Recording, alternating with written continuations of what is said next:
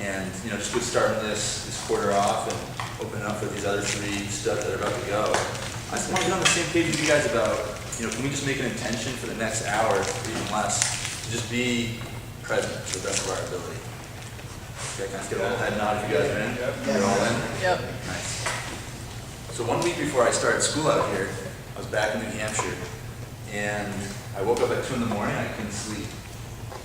And I was just, there's a lot of nervous energy, I was really excited about moving out to California. That was always a dream of mine, and I was starting my dream career. But there's something conflicting inside me, so I just took a walk. And I ended up at my local Dunkin' Donuts, place. And I was just sitting there eating a donut, collecting my thoughts, looking out the window. And I'm sitting at Dunkin' Donuts, and there's 2 other customers in there. So you can sit wherever you want. And this guy comes in, and he's more conflicted than I am. He's just got this fierce conversation with himself, and he's just kind of arguing with himself back and forth. Another observer might think he was schizophrenic. Who knows? He got his coffee, and like I said, this is a big store. If I'm Joe, he sat right here. Why did he do that? Why is he next to me? So I'm freaked out, but I'm just like doing my whatever, yoga breath, just kind of trying to stay present and just taking in this person with furious conversation. We exchanged stories, and it ended with him telling me that I'm meant to move out to California so that I can fight evil. A great evil that I've never experienced in my entire life. He didn't tell me what it was. I didn't ask him because I didn't know what to say. And I was on my way. So part of me was like, people are just really nice to this thing. What's going on? This small town in New Hampshire used to be, I don't know how. But then the other part of me was like, that is kind of sick. Chiropractic superhero, man. Chiropractic man. It brought up this, it was goofy at first, but then I just thought of good versus evil, and that's in all the comic books, it's in all the superhero movies, and I love it. I've got a fancy brain, and I love that storyline, but apparently that's not how real life works. Apparently, there's all this gray and in between. But now I'm wondering, is there really though? Is it just as simple as good versus evil? And I just thought on it deeper and deeper, because when serendipitous things happen like that for me, I just can't just take it as is and shrug it off. And I kept thinking about it deeper and deeper, and the conclusion that I'm coming with now is that the evil is right here. The evil that we have to face inside us. In my opinion, my humble opinion, we learn about the thoughts, the trauma, and the toxins. To me, the thoughts are by far the greatest source of self-fixation. At least in this country, at least in our society, the society I'm used to. And we're disconnected. The mind wants to trick you and keep your world small. My buddy Adam Traxler, you guys don't know him, obviously he's always telling me, what's your reality? What's your reality? And that's kind of what he's talking about. Where do you want to draw the limitations in your brain? Some people are drawing a stick in the sand right here, and they just want to be safe and protected, and they'll keep their existence to this tiny, minute nothing.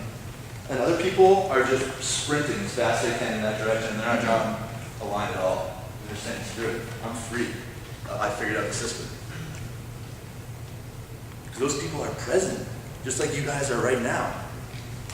And those are the benefits you get. You get a more enjoyable life when you decide to be present and decide to fight against the thoughts that are always trying to scare you and stress you out and fill you with fear and make you weak.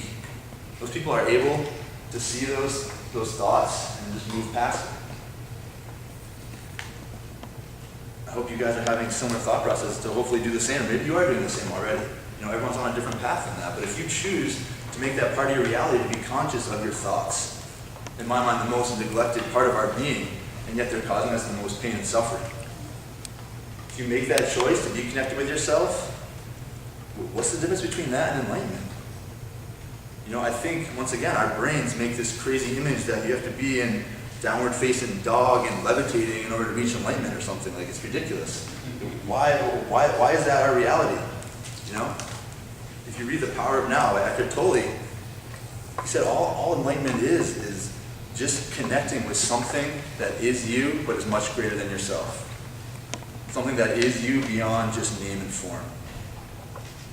That's the path to enlightenment. That's that path to self-actualization. Why not? Why can't it be? Why do we have to make those limitations in our brain and shrink our world down? And that's not comfortable. It's out of our comfort zone. It's against what our thoughts are telling us 24/7. But the rewards are priceless. You truly feel that, I've only experienced that at certain times, within sports, when you're in the zone. For some people, maybe it's a musical performance. Some people, maybe it's when they get in a car accident. You're completely present and time slows down. And you let go of the result. You stop putting that stress on yourself of what's the result going to be. You just are. You just are. That's scary to do that. We have to get out of our comfort zone. We have to take that leap of faith, and it's not comfortable. But how can we neglect our thoughts? They're with us 24/7, And it makes me wonder, how many people could be alone? How many people could be okay with themselves being alone? Not for 5 minutes, for 10 days. Could you be alone for 10 days? But really, just you and your thoughts. What are you going to be telling yourself for 10 days? Can you handle that? Can you handle that kind of presence? No, I'm not sure. But if we can become more comfortable with our thoughts, if we can gain tools, I think that's what it is. A lot of us feel like we don't have the skills to do it, and so we just keep sweeping it under the rug and under the rug. But if we can look those thoughts in the mirror and address them, that's going to be life-changing. And that's the other evil, going back to this good versus evil. Our fears. That's the limit right there, is our fears. That's where the extent of your existence is done. It won't go past that until you break those fears. I just think of this metaphor. When I was in Kenya, I was doing a semester abroad there, and we were learning, we were with this Maasai tribe, and part of their culture is they have to be able to hunt and kill lions at times. And so our professor was teaching us, if you're confronted with a lion, what do? So the lion's staring right at you. If you came right towards it, that's an aggressive move. They'll strike you down immediately. If you run in the opposite direction, that move is too sudden, too aggressive. They'll strike you down. So that lion is my fear. Whatever that toxic thought is, you acknowledge it, you respect it, just like the lion, and you calmly walk diagonally past it. The problem is we're seeing these thoughts and we're getting caught in them. We're getting confronted with our fear and we're panicking, and it becomes our entire reality. Can you acknowledge it, respect it, and move calmly past it? Yeah, I feel like there's some great energy, guys, this quarter, and I just want to leave you with, no one ever got anywhere by playing it safe. No one ever got anywhere by playing it safe. You can follow the herd, and your life will be easy. It will be. But you can tell the people that are losing their minds in chiropractic school are not following the herd. And they're on to something greater, though. They're the crazy ones, right? They're the Mad Hatters. They're on to something greater.